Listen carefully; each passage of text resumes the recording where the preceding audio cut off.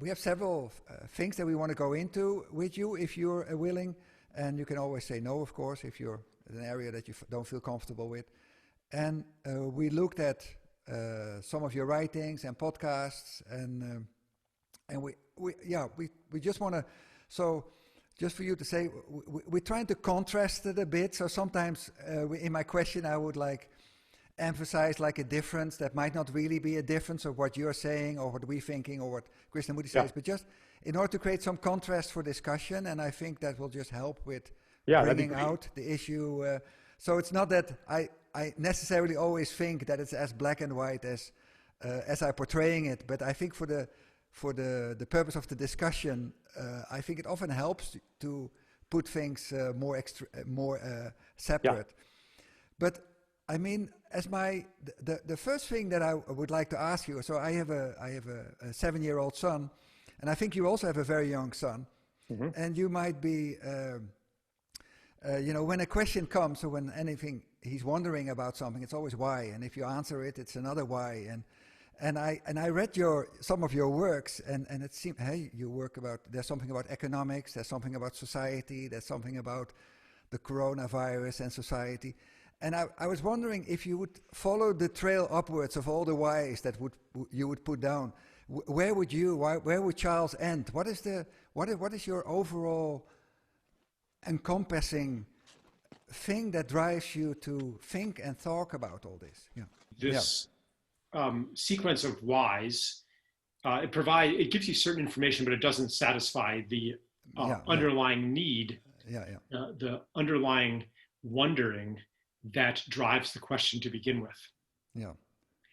So, I have followed the train of whys and gotten down to the level of mythology, the level of story, and that generates our civilization and underlies all of our systems and our institutions.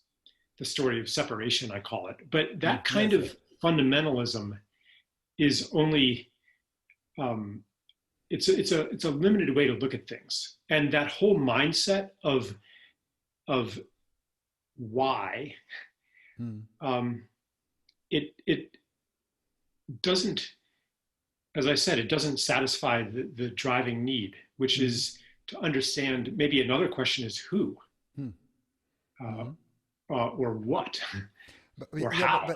But if I would direct the question a little bit more, like is your movement the movement, and I don't, is the need, if you would follow it upstream, so if it would be a hierarchy of needs, is it that you want to end human suffering? Is it that you want to create a better society? Is you want to have more happiness in the world, or what is the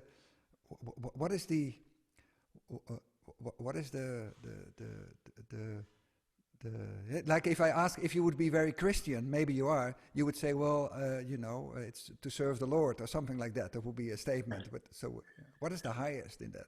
Well, there's probably multiple motives mixed in there. Maybe I want to think of myself as important by doing important things. And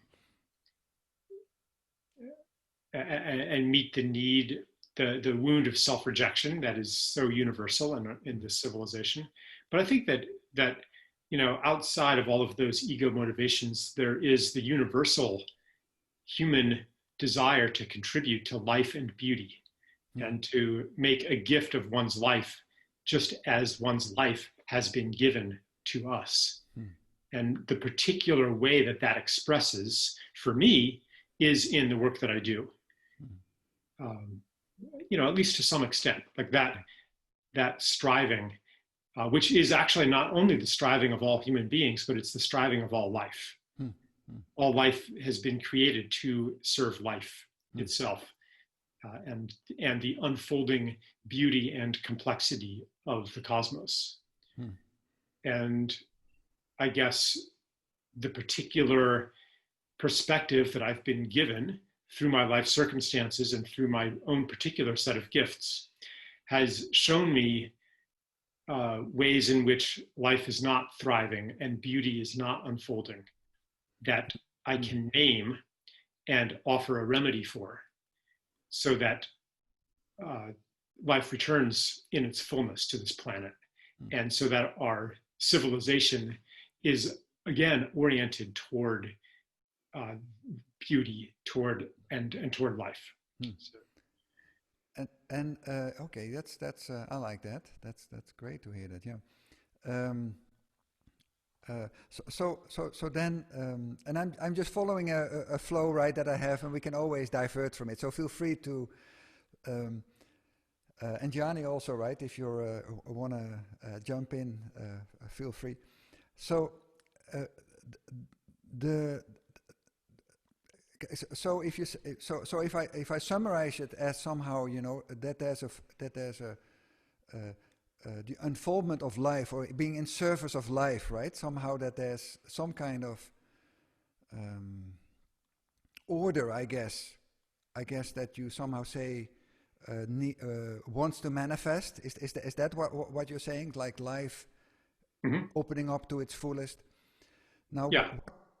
So then the question is, and that and in order to create some contrast, because when I read your article and your book, you appear to be saying that you could that there are choices for humanity. There's a whole a tree of choices, and if we follow the right choice pattern, a different serving or a different society or a different quality of living would come about, and I would contrast that with, for example, what Krishnamurti, or where I more would go to, is that somehow there's more like the impediments to that unfolding need to be understood, and then there's more of like an emerging, an emergent property that develops that might be completely unpredictable and might not even have the shape that we envision or anticipate on. You know what I mean? One is like, okay, this is where we need to go, and these choices need to be made in order to go there. And that means, first of all, there's a kind of vision of where we are going, like even if you put words like a compassionate society where everybody is equal and we're all rich and we're all, whatever that vision is, and then the choices leading towards that. And then the other thing is like, okay, what are the impediments for human growth? If these impediments would be removed somehow, what kind of society, a new society will emerge? I just put these as contrast in order yes. for you to look at it. Yeah. So the removal of impediments is part of the process of making this choice. We can only choose what we're aware of choosing. So today, and maybe this is true of any time, we have the possibility of expanding our consciousness. The expansion of consciousness is actually the same as the realization of the impediments. It's to give attention, because how do you remove these impediments? You give attention to that which had been unconscious, to that which had been invisible. It's not that you remove them by force. Perhaps at some stage, the application of force is part of removing an impediment. But first you have to even see that it's there. So what the expansion of consciousness means, or the raising of consciousness, it's a very vague term, but what it actually means, it's to become conscious of things that we had not been conscious of before. So that is the process by which we remove these impediments. And complementary to that, there's also the coming into consciousness of possibilities that we had not been aware of before. So the removal of impediments is half, and the other half is to raise our gaze, to see beyond where we had been looking, and to affirm and validate the glimpses that we have had of just how beautiful the future could be. And we grope for words, like you said, compassionate society, or, I call it a more beautiful world, whatever. Like we grasp for words to describe this glow on the horizon that we've seen. Mm. So bringing that into full consciousness and embrace, to accept that, to welcome that, that is also part of the conditions from which we make these choices. So it's not so much like we're not really fully aware of what we are choosing. In that sense, I would agree that it is in emergence and unfolding. Yeah, I was wondering, because I've heard you speak on this sort of living under this sort of the strain of control, both think within ourselves, but also the sort of larger societal structures that we find ourselves in. And that was very interesting to me because, there's lines within Krishnamurti, where he highlights the amount of energy that is wasted in this sort of judgment. I mean, I've heard, I've read some of your book and the sort of analysis and the judgment aspect, and just trying to tie that in a bit with what I've read of Krishnamurti in the sense that when there's a conflict between what is and what should be, or a sort of, I'm a smoker and I really don't want to be a smoker, and so I've made it into a conflict. I've made it into a battle within myself, and instead of observing, and instead of, when we talk about an expansion of consciousness or awareness, I wonder what exactly, mechanism is too strong of a word because I think we're still in the old pattern there. But I'm wondering, when we talk about an expansion,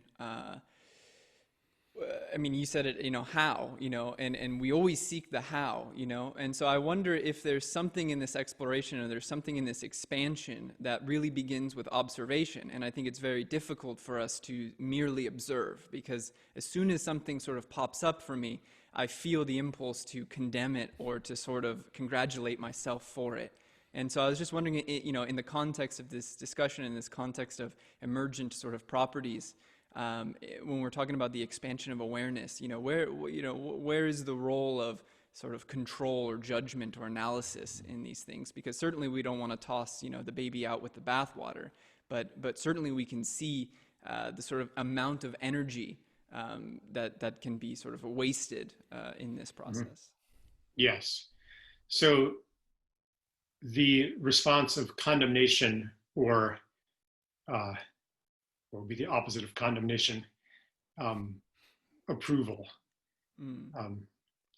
That reflex to respond to some piece of information, some observation in that way, that itself is generated by a psychological condition that has a impediment, as you were saying before, built into it.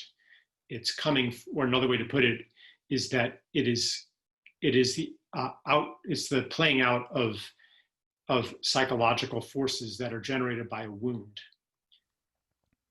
The wound being of self-rejection. So condemnation affirms you as somebody who wouldn't do that. It puts you in a superior moral position and gives you a reason to like yourself, basically, a reason to accept yourself, and helps you identify yourself as being on the other side of what you're condemning. What that prevents you from seeing, and this is for one thing, it prevents you from accurately discerning the set of conditions that are generating what you are condemning. And it also short circuits that faculty of mind, which actually wants to operate in a different way and is being channeled toward condemn or approve. And that faculty of mind is the faculty of making distinctions. So, yeah, so we're not asking to throw away that faculty of mind so that we don't notice distinctions and don't recognize patterns and just kind of efface all difference in under some universal principle of something. We wanted to retain that faculty of our intellect. without channeling it into which side are they on, which side am I on, are they good, are they bad, am I good, am I bad, et cetera, et cetera. That blinds us to clear seeing and to clear action. Because if we follow the energy of condemnation, we are ascribing, and we are inaccurately ascribing motives and a character to whatever is offending us. Because if we really understood the totality of the conditions, we wouldn't condemn. Because we'd understand that if I were in those conditions too, then I would do the same, very likely. You know, it's like if you see somebody, maybe just to take a really extreme, simple example, you know, if you see somebody, say, driving recklessly and skidding down the street, you know, and almost hitting a dog, and maybe the response is condemnation. How could they? Why are they so reckless? I wouldn't drive like that. And then later you find out that that person was having a stroke. And, oh, okay. So if you're stuck in the energy of condemnation, then you're never going to ask, well, is there another explanation? And why? This isn't just an intellectual error. It's coming from, you know, like, don't turn the condemnation on yourself, because that urge to condemn, that's coming from somewhere too. So if we can bring the light of awareness onto that, then that barrier, that obstacle, that impediment to accurate perception is removed. And we no longer have that response of condemnation. Does that make sense? Yes, yes. Yeah. Now, how do you see that? You know, on one hand, you can say, well, you know, life is a sequence of these kind of impediments, right? Of these translations of situations where we condemn, and there might be a whole sequence of other things.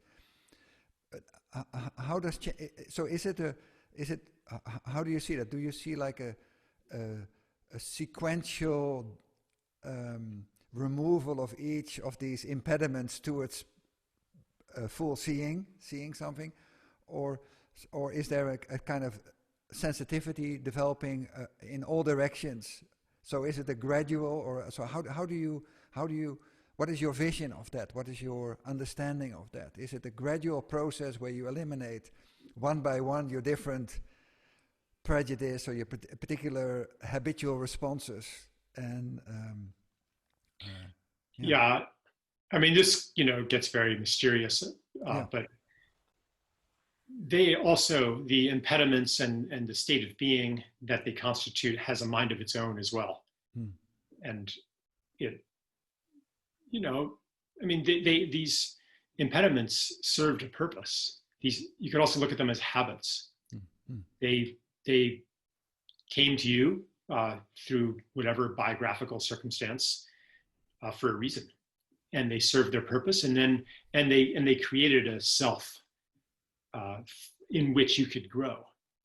And then at some point, that shell becomes too small. You know, you've outgrown it, and the invisible structures that held it together become visible and become confining. What was once protective becomes confining. So there's an organic growth process that is at play. So it's not so much like, okay, I'm going to take care of this thing. I'm going to sit down. I'm going to take an inventory. I'm going to analyze myself. I'm going to identify all of my impediments, and I'm going to overcome those suckers one by one. That's not. Yeah, but I would still then throw out a little bit of a contrast there. Like if you would look at Krishnamurti's work, he would say, well, there's not such a thing as evolution, psychological evolution, right? There's physical evolution. So that we're slowly growing out of something. That's his take on it. And to create contrast, you seem to be saying, no, there is a gradual process where we may be. How do you see? I'm just throwing it out. I would say it's more of a punctuated equilibrium. You know, it's uh, Hmm. there is a gradual phase of the process, and then there's a crisis phase. Yes. Yeah. Yeah. Yeah, so yeah, good, because that leads me into the other bit because I read your article about coronavirus, Yeah. which was interesting, and again, for contrast, somehow you seem to be saying, well, this crisis could very well be a catalyst, right, for something else, or you could reframe it that it is as a catalyst. Would you say that for this growth, because we're somehow saying that, you know, a discontinuity or to bring about a different world or a different society or a different human, some kind of discontinuity is required, right? Now, is a crisis, the external crisis, a prerequisite? Is that important? Is the coronavirus in that sense, is it, you know, like it's the right thing at the right time, and that might be, it has the potential to bring us to a next level? Or is the external crisis actually contributing very little?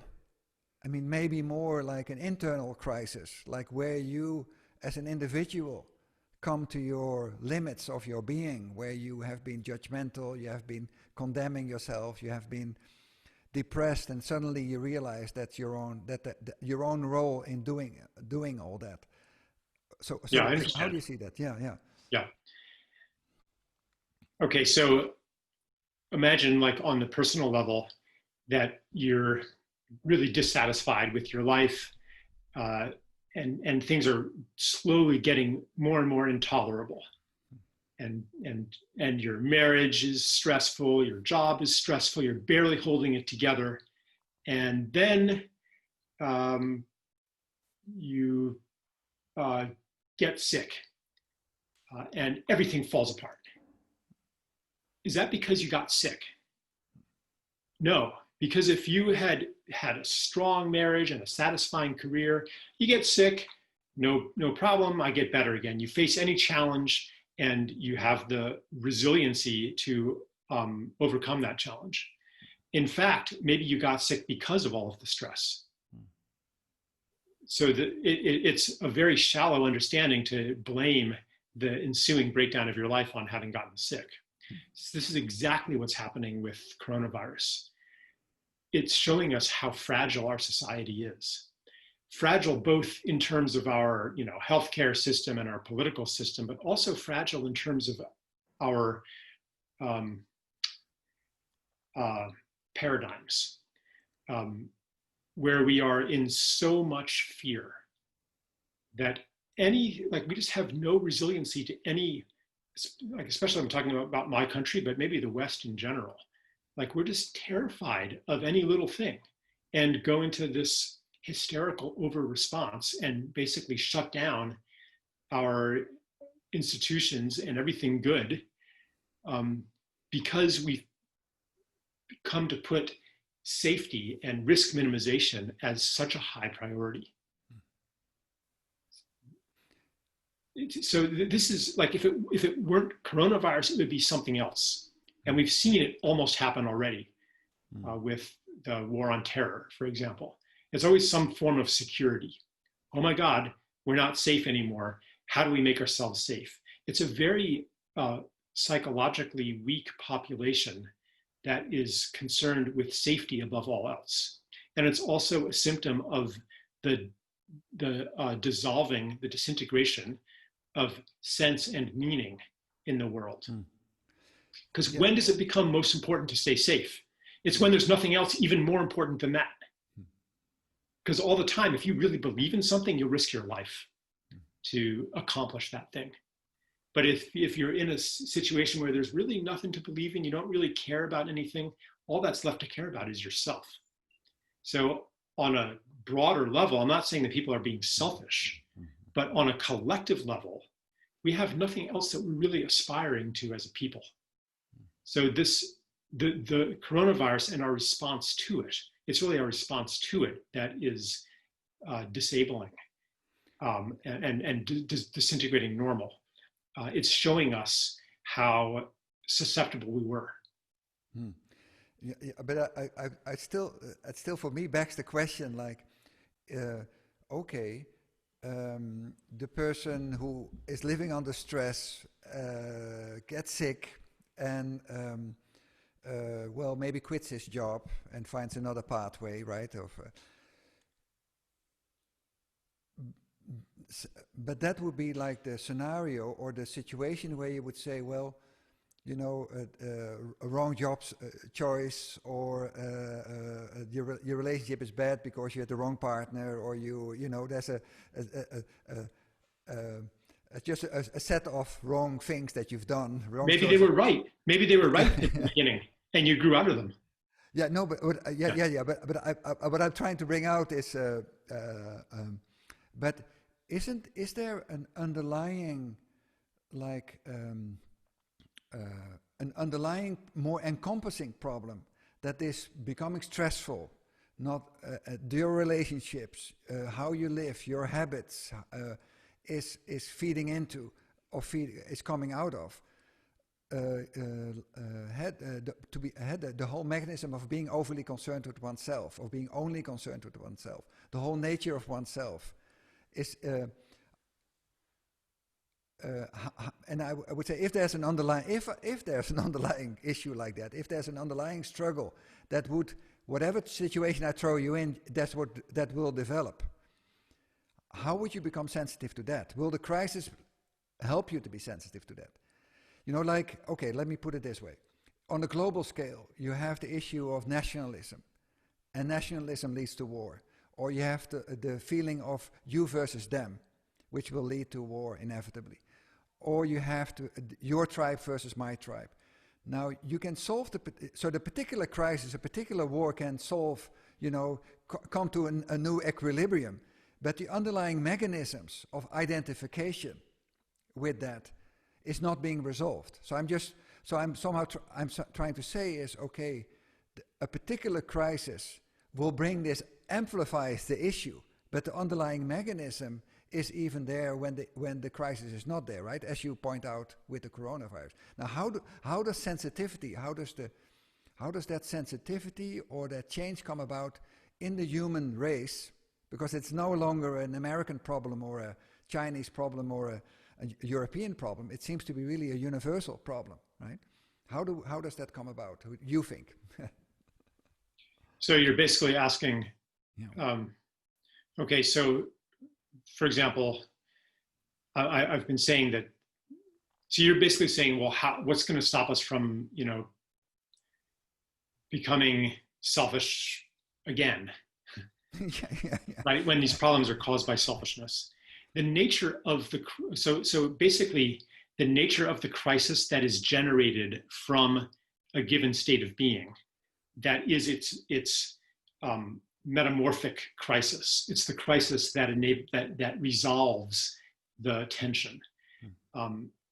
There is an evolutionary direction to these things. The crisis that is summoned is one that will shed light on the causes of the crisis.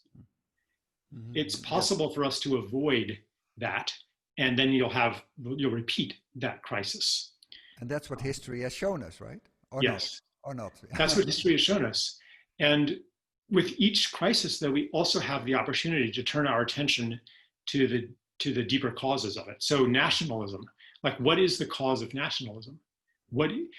It's an unmet need for identity. And nationalism only becomes possible when connection to place and to community have broken down.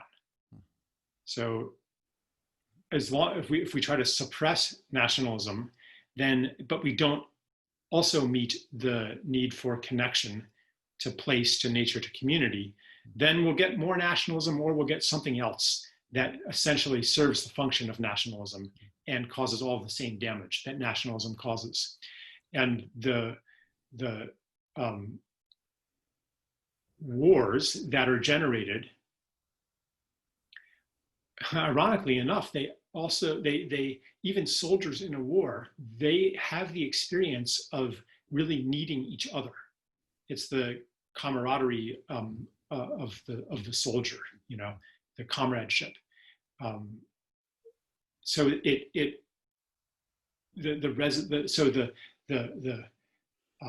breakout of the crisis shows us, it gives us a taste of what's been missing. And if we can become conscious of that, then there's the possibility of meeting those base conditions. And then there won't be nationalism and there won't be war. Yeah, the only comment I would make on that, I mean, I'm putting my questions while I really like what you're saying, but the question that I would put that, like, if you look at that, I mean, a quote of Krishnamurti is like, nationalism is glorified tribalism, right? And in tribes, I mean, there are clearly communities, clearly identities, but unfortunately, you're with your tribe and I'm with my tribe, and on the edges we clash, you know, somehow on the boundaries. So there seems to be another function that, besides the need for identification, it's also the threat of the other that seems to be embedded in us, you see. Yes. Yeah. You know, this touches a very, very old debate in anthropology, which is pre-civilized cultures, pre-domestication cultures. How warlike were they? And there are two very distinct and acrimonious schools of thought in anthropology, you know, one of which is Hobbesian and one of which is Rousseauvian.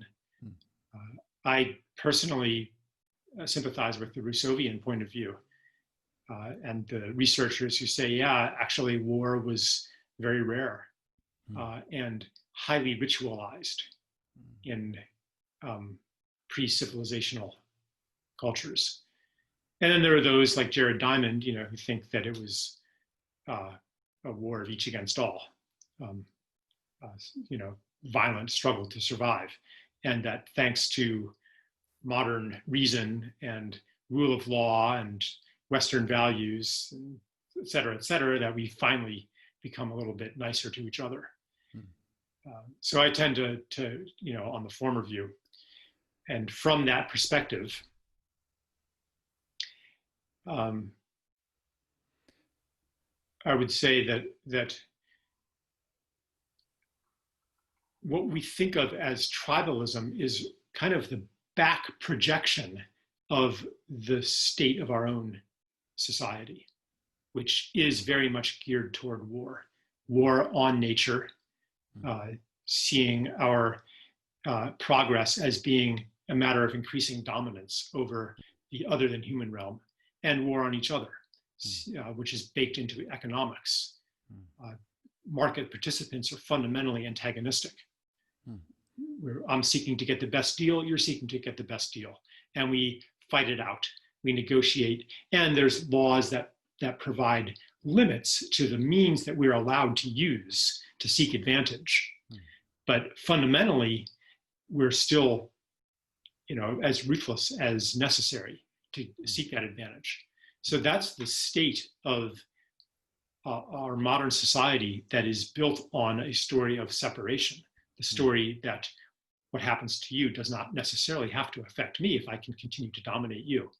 And then we back project that onto primitive, quote unquote, societies. So maybe that's not the whole picture. That narrative I just offered you, like, it's a lens, you know, and then maybe, you know, there is more violence. Maybe, I'm not saying that it's true, but it certainly explains a lot. Well, I was just wondering, while you were talking, is there maybe a difference between the need for belonging and identification? You know, I mean, that belonging in its extreme, or it can get into disarray in identification, but that the need for belonging itself doesn't have that component to it, but it can get that shape if it's inserted with other things. I mean, I think that the way that we identify is through our relationships. That's how we know who we are. In fact, you might say that you only exist to the extent that you're in relationship. People who go into these sensory deprivation chambers, where you're floating. Have you ever done that? Floating in the isotonic saltwater bath, exactly body temperature. Like very quickly, people's identity unravels. So our, when you're isolated from the world, you no longer are who you are. So I think that identity and belonging are intimately related. And when we don't have a sense of belonging, when we're cut off from most of our possible relationships and left with just a few real relationships, and everything else is mediated by markets and mediated by technology, then we don't feel secure anymore. We don't feel like we're here, that we're really here. Young people talk about this a lot. Depersonalization, derealization, they talk about. And my teenage sons have talked about that. Now they're in their 20s, but they still say, yeah, I still feel that. And it is because we're supposed to have a much richer web of relationships than we have. So we feel like, I don't know, maybe you feel, maybe you know what I'm talking about. Like feeling, I'm supposed to be here more. Like, yes, yeah. I'm not all the way here. I'm in an alien world. I'm not here all the way. That is the condition of modern society, and the hunger to be fully here generates all kinds of things that we condemn, that consumerism and greed, but also nationalism and political polarization. Anything to be accepted, to be part of a tribe, to feel that we belong, to be known. Even overeating can be caused by this, trying to establish this connection, because at least in the moment of consumption, you are connected to the world. So yeah, this is one of the impediments that needs light. Yeah, but I just want to press a little bit further. Like, would it somewhere? So I can see that, right? Like that somehow you need an identity in order to function, and you have a need for belonging. But somewhere in this, separateness becomes very important. Right, so there seems to be a derailment where, okay, I have an identity, you have your identity, there's a difference, but then there's a kind of value that's been put on the differences, where there seems something else to be happening. Mm-hmm. See, I mean, there seems to be a mechanism where at a certain point your identity and the sense of separateness amorphs into, there's a fundamental difference. Like, I don't see your humanness anymore because of the separate identity features that you're having. You see, then separateness becomes really important. All the distinguishing features become really important. If there's a sense of, if I somehow can connect to your humanness, despite of your identity as whatever, X, Y, Z, and my identity, A, B, C.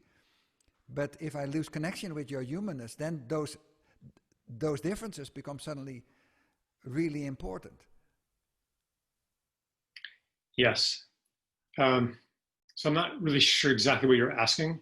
Yeah. I'm not, to say that our existence is relational, and that our identity is formed from relationships, it doesn't erase difference. Yes. Because we each occupy a different place in the web of relationships. Each place is unique in that web. So, I mean, I don't know. I studied mathematics at university, so sometimes I go to a mathematical metaphor, and I'll do it here just for the heck of it. Imagine what in math is called a graph, which is a whole bunch of points. The simplest Boolean graph is a whole bunch of points connected by lines. Some of the points might be connected to some of the other points, and some of them might not be connected. So even though every single point is the same, it's just a dot, right?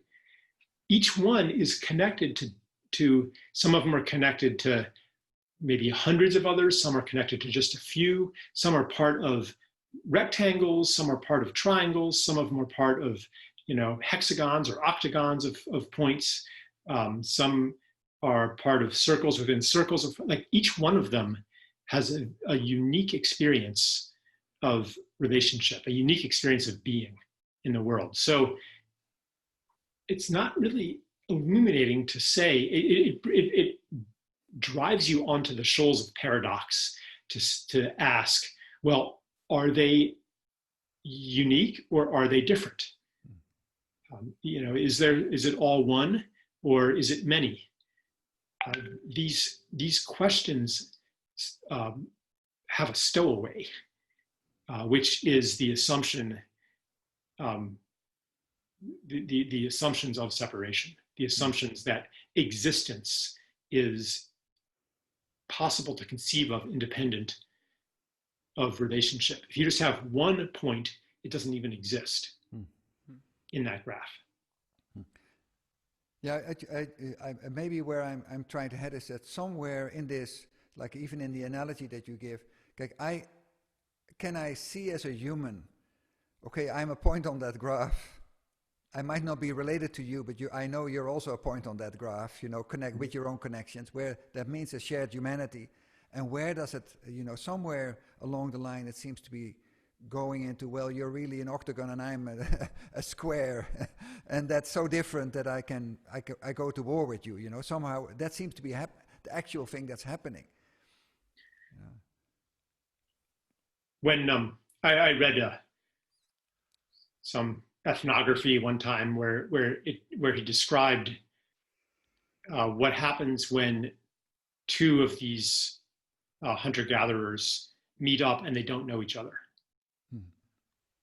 which maybe didn't happen very often.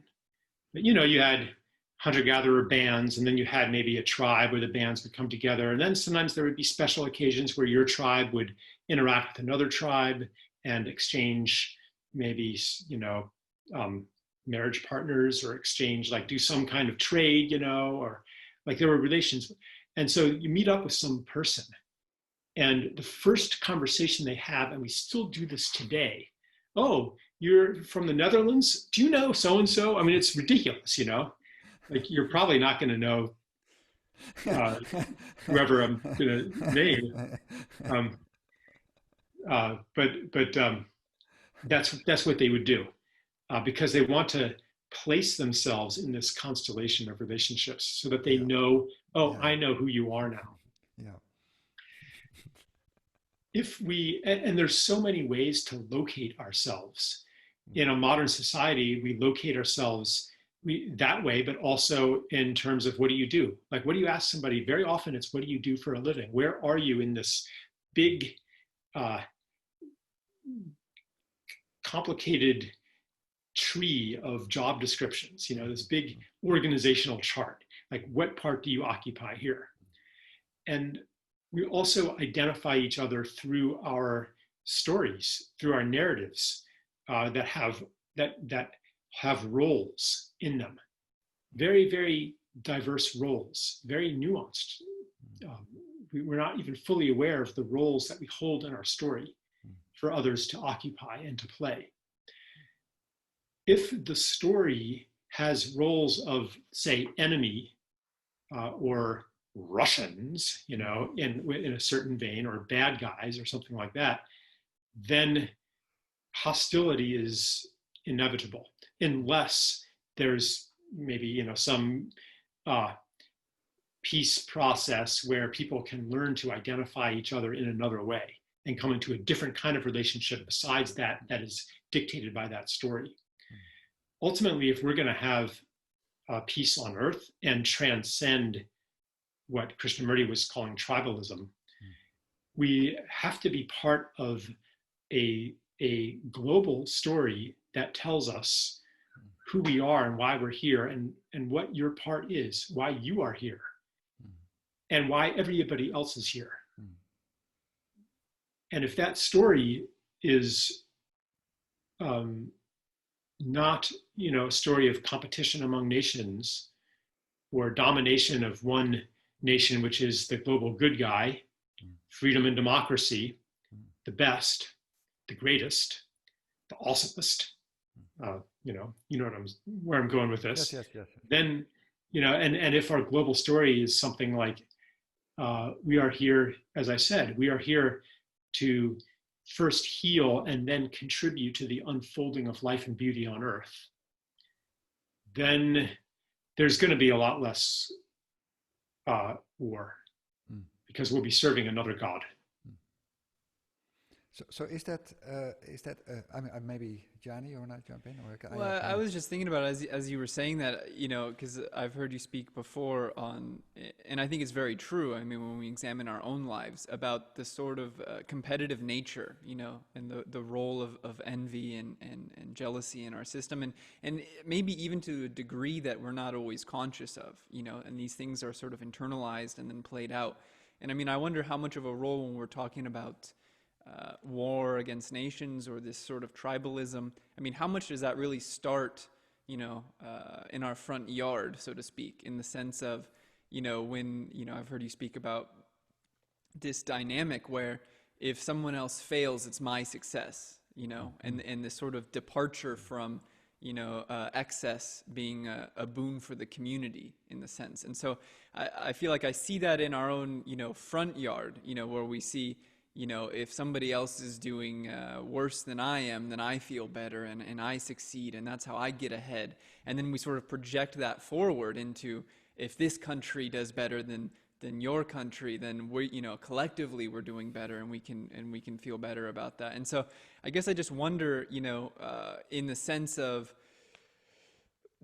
our own desires, our own motivations, our own, what we feel sort of content with or satisfied or fulfilling. Was it a sort of, is this something that is an impediment? Is this something that with an expansion of awareness, we will experience firsthand that in order for me to feel like I belong, or for me to feel sort of fulfilled by the work that I do, it doesn't entail or necessitate another's failure. Is this a sort of idea that it gets perpetrated within our culture and within our system of economics, that then we sort of internalize and we just, start projecting it in all of our various, relationships?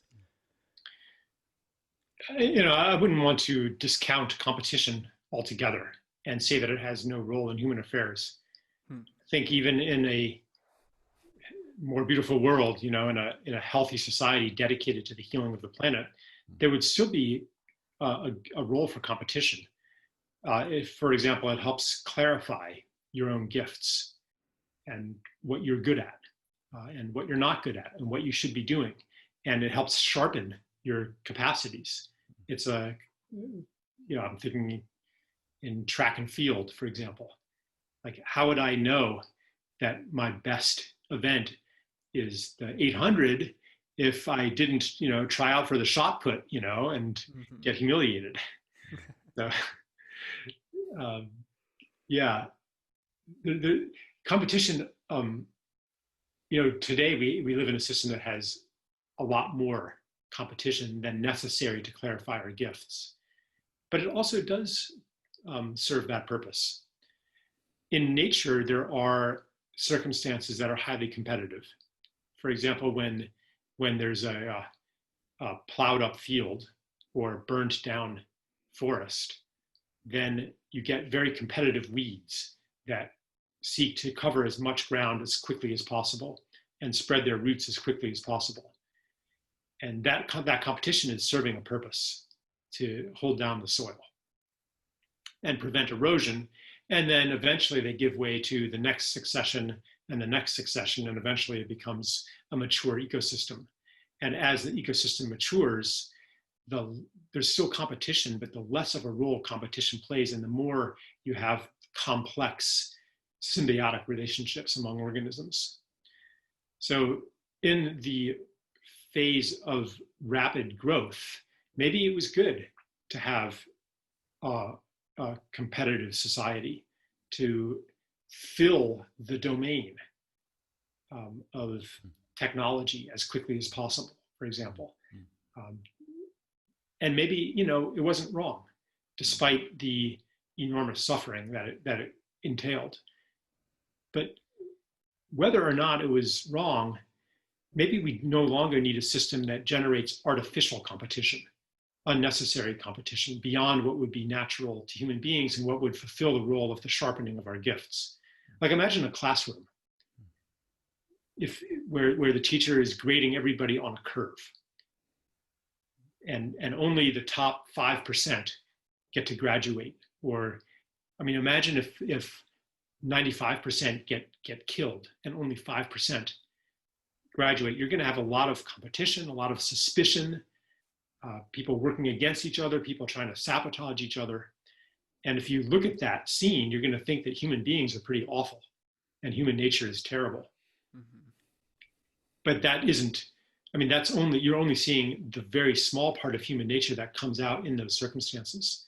And what might else come out in those circumstances besides cutthroat competition is solidarity and revolution. And the skills that are needed to outcompete everybody else. Some of those skills have application beyond competition. You might become very strong, very quick, very intelligent. You might gain the ability to quickly analyze a situation and be resourceful. And in the real world, in our collective world, the technologies that were developed in order to outcompete or even to kill other people, the technologies of war, for example. A lot of our technology was developed through military research. I am confident that all of our technologies, even if they were motivated by some form of competition and the desire to dominate, have a higher function. This whole process is happening as part of a much larger process. And we are, and this is my personal view, is that we are at a watershed moment, at a crisis and metamorphosis moment in this development, where it is time to transition to that mature ecosystem. And we already are seeing societies become very, very complex and interdependent. And we're seeing, like, you can't actually, we have not had a war between major powers since 1945. All-out war. It's no longer an option. Even if you weren't worried about nuclear blowback, like, even if you could, say, totally eliminate China, if America could totally eliminate China through some advanced technology that we discovered first, that would be a crippling blow to our own economy too. So we are becoming as one. Nations are no longer separate and isolated from each other. And, they were saying actually in the early 20th century that full-scale war between great powers was impossible. So take this with a grain of salt, because that was the early 20th century was the time when that international trade was really getting intense. Germany and France, Prussia, Austria, France, Russia, England. They were all becoming highly interdependent. And then World War I happened. So, and of course the consequences were devastating. Not only the military consequences, the trenches, but also the civilian consequences. We could repeat that pattern. Like, this is what I was saying before. We have a choice whether to become conscious of those things that are knocking at the door and begging for us to look at them, or we can ignore it. We can stay unconscious of it and just see what will happen this time if we step into war with, among great powers. We're going to get a much sharper lesson. And if we don't get it then the knock will come even louder. So there's a paradox. It is a choice, yet like at any given choice point, we have a choice, but inevitably in the long run, we're going to make the choice or die in the process. It's like an addict. And someday he's going to stop drinking. When? I mean, it could be, that choice to stop drinking could be the minute before death, or it could be, through the death process. That's an inevitability, though. Just how bad does it have to hurt before we make the choice? Yeah, it's interesting because when reading your work, you know that you somehow see. I mean, it appears, and when I look in more detail, it's not like that way. But it appears you're very much on the positive scale, right? You're really you're bringing in a good the potentiality of the coronavirus. Well, most people write about the doom of the coronavirus, and I mean I experience it as doom sometimes. Like, what's going to I'm living in California. I don't know where you're really at, but, it seems to be getting more and more dark, unemployment, this and that. But when I read your article, I said, oh, wow, there's really you see a lot of silver lining in this situation, which I really picked up on as interesting, and many people. And it's also, yeah. It's also, I mean, I feel both, Yeah. I think things are going to get much worse before they get better. We're just starting to see the impact of coronavirus and the response to it. Something like a quarter of American homeowners have missed a mortgage payment. Some enormous percentage don't think they can pay their rent next month. Like, we haven't felt the effects of that. Yeah. But what happens when people can't pay their rent and their mortgage, and all of these cash flows have been securitized and then made into financial assets and derivatives built on top of those? Like, I mean, I'll tell you what's going to happen. Actually, is that owners of those securitized assets and those derivatives, they'll get bailed out, but the renters and homeowners won't. Yeah. That's what happened last time. And so again, same thing, but this time it will be a sharper wake-up call, a sharper ask, a louder ask to pay attention to the underlying conditions that have been invisible, which is an impediment toward a abundant, flourishing, peaceful society. And so that's one of my goals.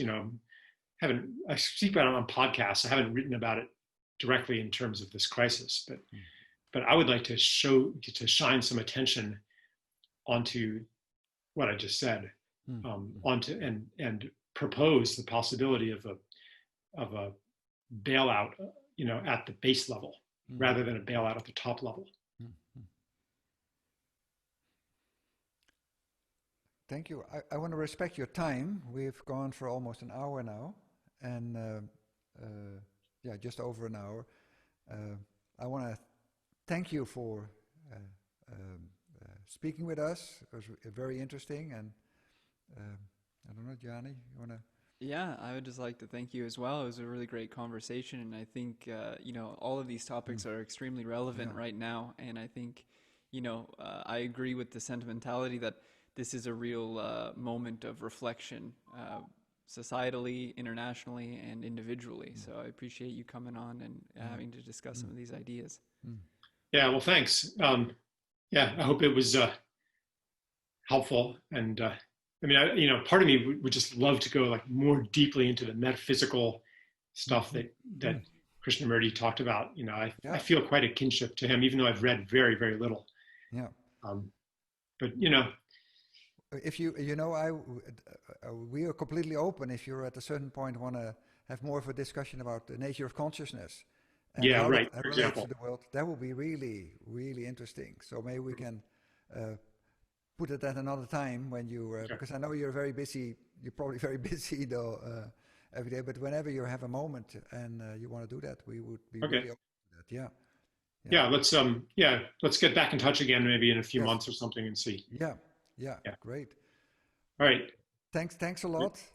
Yeah. And great. Look forward to seeing you again. Thank you. Yeah, thank you both. All right. Bye-bye. Bye. Bye-bye.